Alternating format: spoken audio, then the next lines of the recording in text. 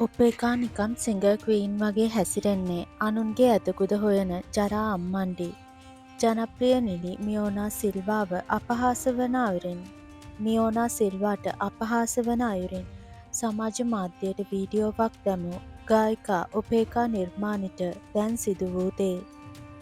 මියෝනා සිල්වා විසින් අපිට ලැජ්ජ නෑ නම් නව ගීතයේ රැප් කොටසක් ගායනා කරන ආකාරය අනුකරණය කරමින් අපහාස වන ආකාරයෙන් උපේකා නිර්මාණ විසින් සර පුහුණුවන ලෙසින් එම රැප් කොටසම දිව තල්ලේ වදින විදියට ගායනා කරන්නයි තම සැමියාට පවසන අතර එහෙමත් බැරි නම් මූඩියක් තල්ලේ අලවගෙන ගායනා කරන්න යනුවෙන් ඇය ප්‍රසිද්ධියේම මියෝනාව අපහසුතාවයට පත්කර තිබුණා.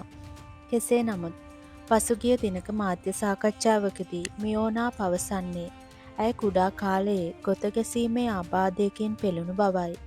මියෝනාගේ ආබාධයට අපහාස කරමින් සමාජ මාධ්‍යයට වීඩියෝවක් දැමූ ගායන ශිල්පී උපේකා නිර්මාණිට බොහෝ පිරිස් බැන වැදී තිබුණේ ඇය උද්දච්ච ගායිකාවක් බව පවසමින්. උපේකා නිකම් සිංගර් ක්වීන් වගේ හැසිරෙන්නේ නිලියක් වෙලත් මියෝනා සින්දුවක් කියපු එකට ඇද කරන මෙයාට ඒ නිලිය වගේ ඇක්ට් කරන්නයි ඩාන්ස් කරන්නයි දීලා බලන්න ඕනි.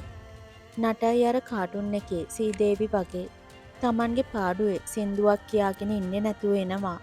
තවත් ගැහැණියෙක්ට ඇද කරන්න අපේ ගමෙත් ඉන්නවා ඔය වගේ අනුන්ගේ ඇත හොයන ජරා අම්මන්ඩිලා.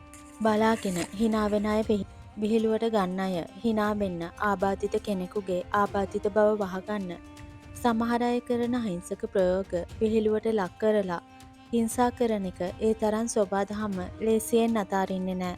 ඒ අයට ඇති වෙනකම් බලලා හිනා වෙන්න විහිළුවට ගන්න තල්ලා ආබාධිත දරුවෝ ලැබේවි.